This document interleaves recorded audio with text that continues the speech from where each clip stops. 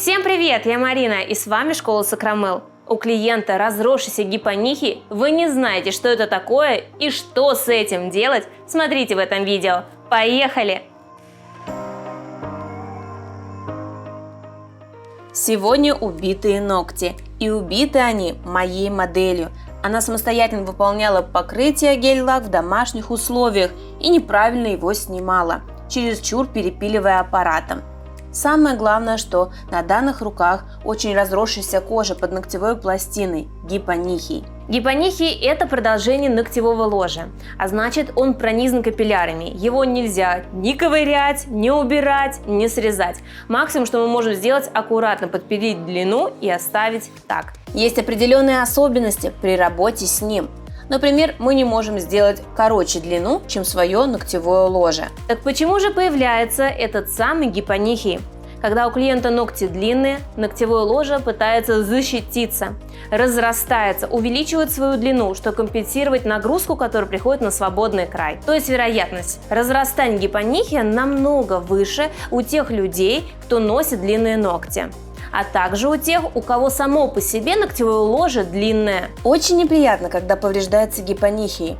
Часто это случается во время слома ногтей. Отодвигаем кутикулу, шлифуем поверхность ногтя и немного подпиливаем свободный край. При разросшемся гипонихии важно опустить ноготь клиента вниз и пилочку заваливать как бы на ногтевую пластину. В таком случае вы не повредите кожу.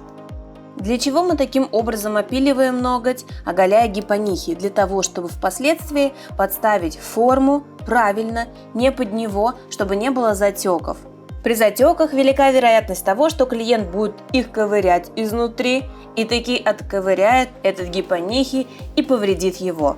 Кутикула у моей модели тонкая, с некоторыми заусенцами. Подозреваю, что кусачки ее затупились. Я дала ей рекомендации проверить остроту своих кусачек на пакетике. Если пакетик легко разрезается, это говорит о остром инструменте. Если с трудом, то тупые. И через несколько дней моя модель написала, что действительно ее кусачки были тупыми. Поэтому, если у вас после маникюра через несколько дней появляются заусенцы, то проверьте свой режущий инструмент. При небольшой кутикуле сухой выполняем аппаратный маникюр. Я приподняла кутикулу и убрала птеригий насадкой пламя, а фрезой шар с красной насечкой шлифую кожу. И для того, чтобы сгладить самые мелкие заусенцы, наношу дегидратирующий тоник, который увлажняет кожу, и выполняю шлифовку по мокрому. Подписывайтесь в социальных сетях, там вас ждет еще больше полезной информации. Мне пришла большая посылка от компании Космопрофи с лучшими материалами, гелями, акригелями, базами, цветами. Будем пробовать. Подготавливаем ногти к укреплению, обезжириваем и наносим бескислотный праймер. В качестве подложки использую Rubber Base от Космопрофи. Наношу ее тонким слоем.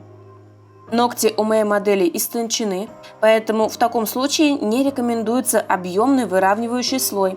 Он будет жечь при просушке в лампе и, возможно, приведет к ожогу ногтевой пластины. Для укрепления свободного края, для создания четких уголочков использую прозрачный акригель. Он плотный и не будет сильно затекать под ногтевую пластину.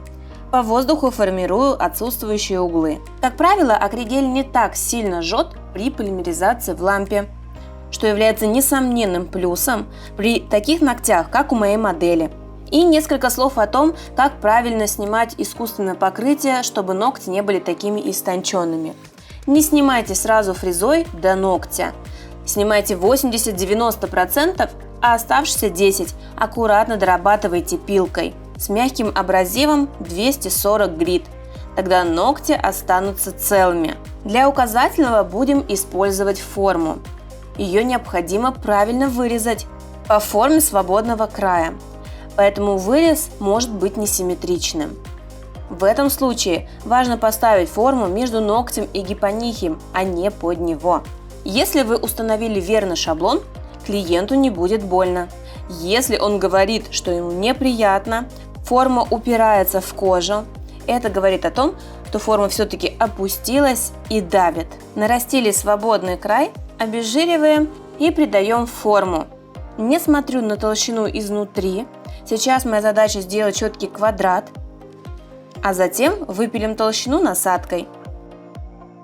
Хотите развиваться и знать больше о маникюре? Приглашаю в базу знаний школы Сакрамел. Более 20 видеокурсов по цене одного с получением сертификата. Они доступны по всему миру. Для подробностей переходите по ссылке в описании.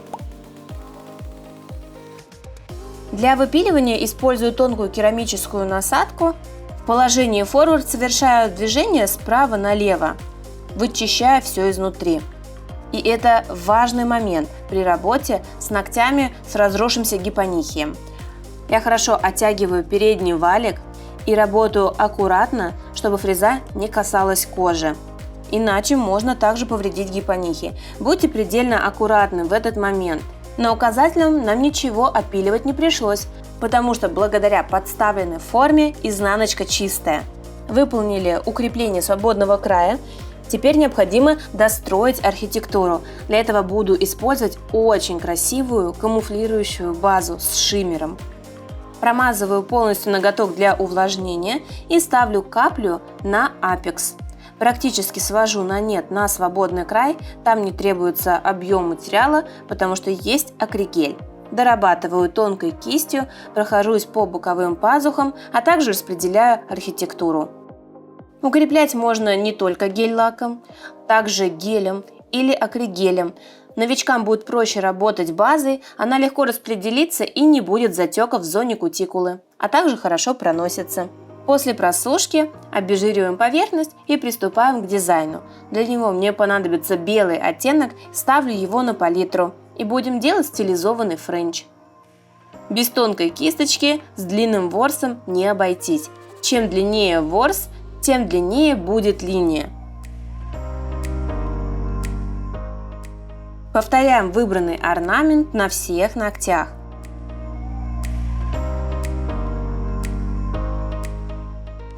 Самое главное выбрать белый, который не будет растекаться и будет плотным.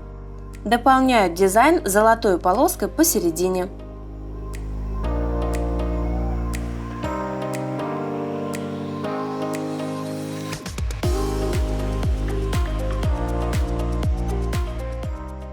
Наш результат. Восстановили углы, сделали форму квадрат без постановки форм. Если хотите знать и другие способы наращивания ногтей, смотрите это видео. Но я желаю всем успехов, счастливо, пока-пока!